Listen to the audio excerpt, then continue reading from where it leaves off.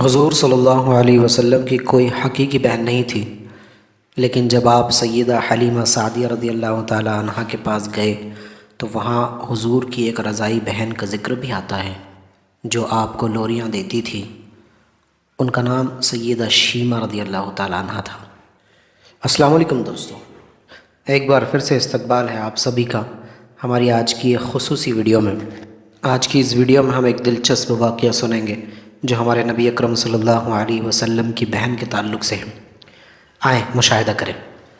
شام کے وقت جب خواتین کھانا پکانے میں مصروف ہو جاتیں تو بہنیں اپنے بھائی اٹھا کر باہر لے آتیں، اور ہر بہن کا خیال یہ ہوتا کہ میرے بھائی زمانے میں سب سے زیادہ خوبصورت ہیں۔ یہ واقعہ تب کا ہے جب ہمارے نبی اکرم صلی اللہ علیہ وسلم کو حلیمہ سعدیہ رضی اللہ تعالی عنہا اپنے ساتھ اپنے گاؤں لے گئی تھیں۔ وہاں ایک قبیلہ تھا بنو سعد۔ بنو سعد کے محلے میں بچیاں اپنے اپنے بھائیوں کو گود میں اٹھائے ہوئے جمع ہوتی، اور ایک بہن کہتی میرے بھائی جیسا کوئی نہیں، اور دوسری کہتی میرے بھائی جیسا کوئی نہیں۔ اتنے میں سیدہ شیمہ رضی اللہ تعالی عنہا اپنے بھائی حضرت محمد صلی اللہ علیہ وسلم کو گود میں لیے ہوئے آئیں اور دور سے کہتی میرا بھائی بھی آ گیا ہے، تو سب کے سر جھک جاتے اور سب کہتی نہیں نہیں، آپ کے بھائی کا مقابلہ کوئی نہیں کر سکتا، ہم تو آپس کی بات کر رہے ہیں۔ ابن حشام جو ایک سیرت کی کتاب ہے اسی میں سے یہ واقعہ لکھا ہے۔ سیدہ شیمہ رضی اللہ تعالی عنہا حضور صلی اللہ علیہ وسلم کو اپنی گود میں لے کر سمیٹتی اور پھر جھومتی اور پھر وہ لوری دیتی، اور لوری کے الفاظ بھی لکھ دیے ہیں جن کا ترجمہ ہے، اے ہمارے رب، میرے بھائی محمد کو سلامت رکھنا، آج یہ پالنے میں بچوں کا سردار ہے، کل وہ جوانوں کا بھی سردار ہوگا، اور پھر جھوم جاتی۔ پھر وہ زمانہ بھی آیا کہ حضور صلی اللہ علیہ وسلم مکہ چلے گئے اور سیدہ شیمہ رضی اللہ تعالی عنہا بھی جوان ہو گئی۔ ان کی شادی بھی کسی قبیلے میں ہو گئی۔ حضور صلی اللہ علیہ وسلم نے اعلان نبوت کیا، 13 سال کا وقت بھی گزر گیا اور آپ صلی اللہ علیہ وسلم مدینہ منورہ تشریف لے گئے۔ جب غزوات کا سلسلہ شروع ہوا تو جس قبیلے میں سیدہ شیمہ رضی اللہ تعالی عنہا کی شادی ہوئی تھی اس قبیلے کے ساتھ مسلمانوں کا ٹکراؤ ہو گیا۔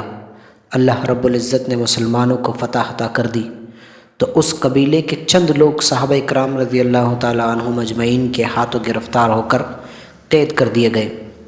تب وہ لوگ اپنے قیدیوں کو چھڑانے کے لیے فدیہ جمع کرنے لگے۔ قبیلے کے سردار بھی گھر گھر جا کر رقم جمع کر رہے تھے۔ چلتے چلتے وہ سیدہ شیمہ رضی اللہ تعالی عنہا کے گھر پہنچ گئے، جو کہ اپنی عمر کا ایک خاصا حصہ گزار چکی تھی۔ کہنے لگے کہ اتنا حصہ آپ کا بھی آتا ہے؟ سیدہ شیمہ نے کہا حصہ کس لیے؟ لوگوں نے کہا جو لڑائی ہوئی اس میں ہمارے آدمی گرفتار ہو چکے ہیں۔ باتیں کرتے کرتے کسی کے لبوں پر محمد صلی اللہ علیہ وسلم کا نام بھی آ گیا، تو سیدہ شیمہ سن کر کہنے لگی اچھا، تو کیا انہوں نے تمہارے لوگ پکڑے ہیں؟ کہا ہاں۔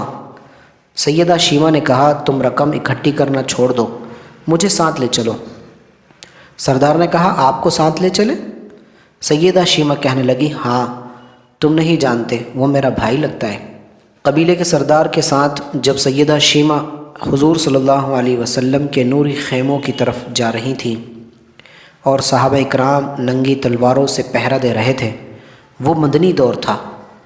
سیدہ شیمہ قوم کے سرداروں کے ساتھ جب آگے بڑھنے لگی تو صحابہ نے تلواریں سونتی اور پکارا او دیہاتی عورت رک جا، دیکھتے نہیں آگے کوچہ رسول ہے، آگے بغیر اجازت کے جبریل بھی نہیں جا سکتے، تم کون ہو؟